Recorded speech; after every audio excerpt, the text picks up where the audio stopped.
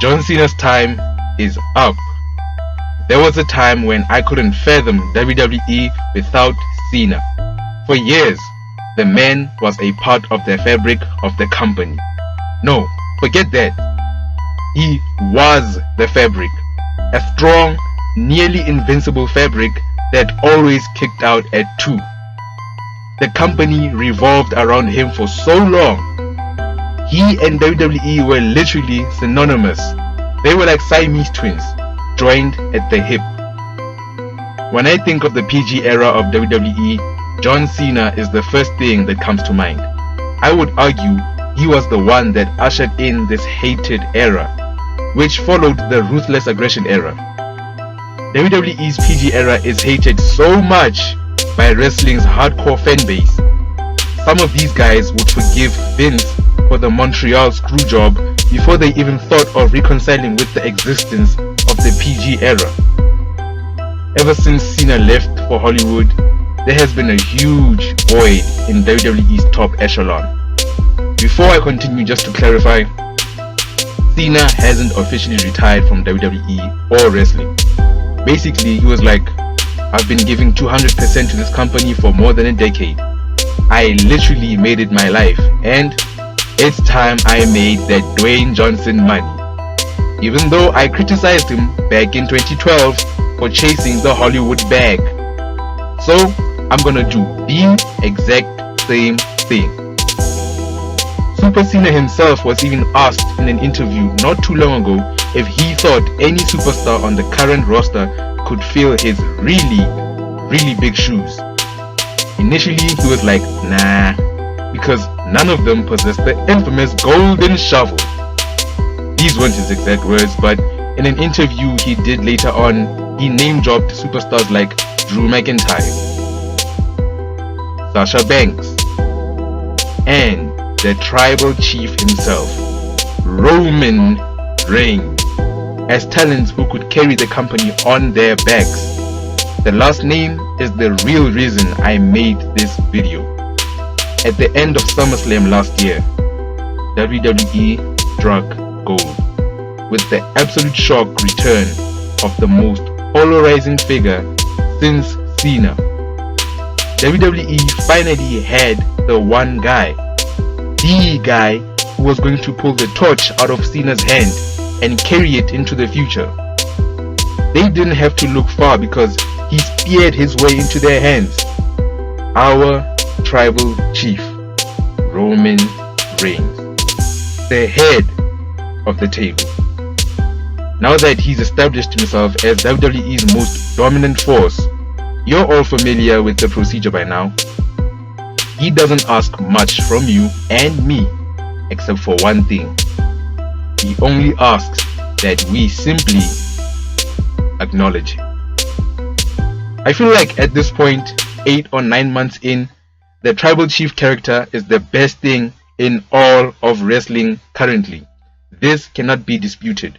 I don't care how you feel or what your opinion has been on Roman over the years. This man has proven he deserves the spot he is in right now. Everything, literally every single thing he does and touches is gold. The man literally wears a golden glove whenever he wrestles. If you haven't bought the ticket for the Roman hype train yet, make sure to get yours ASAP.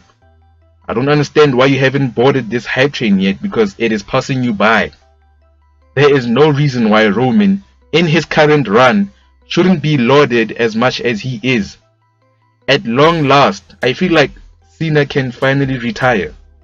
If you asked me about Cena retiring maybe a year ago, I would have been apprehensive, but now WWE, more specifically SmackDown, is in good hands with the tribal chief spearheading the new generation of superstars, especially on the blue brand, which has always been the land of opportunity, in my humble opinion.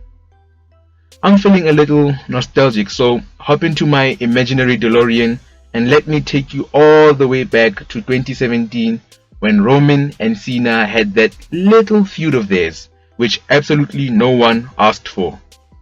I don't think fans of either man cared for the program they had together. In terms of the bigger picture, Cena and Roman's feud is nothing but a footnote in the vast history of the WWE. One thing that feud will be remembered for is the war of words.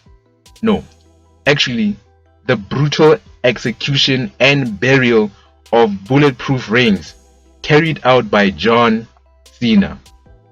Everyone who watched that segment needed psychiatric evaluation afterwards, because we actually watched a grown man get raped and murdered by another man on international television.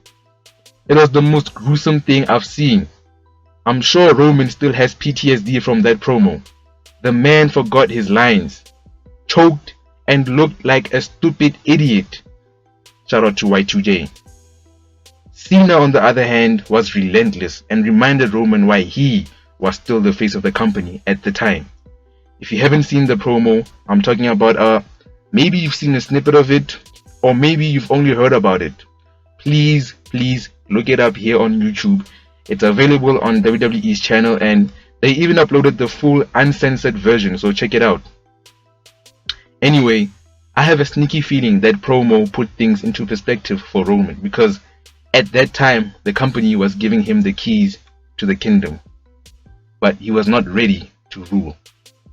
He came out every Monday night and claimed that WWE was his yard now. But I don't even think he believed those words. It was evident to me that the burden of being WWE's frontman was too much for him.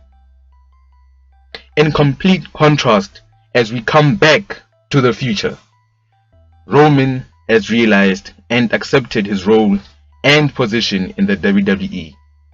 Now he understands the responsibility that rests on his massive tribal shoulders.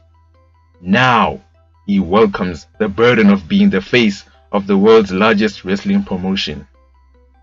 Now he understands what John Cena went through all those years he was at the top. Now he gets it. And now he is definitely the face that runs the place.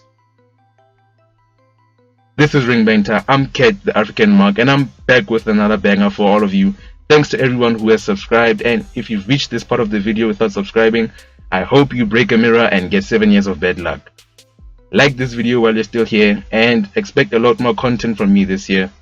Join the Banter Nation. We're in this together. As always, peace.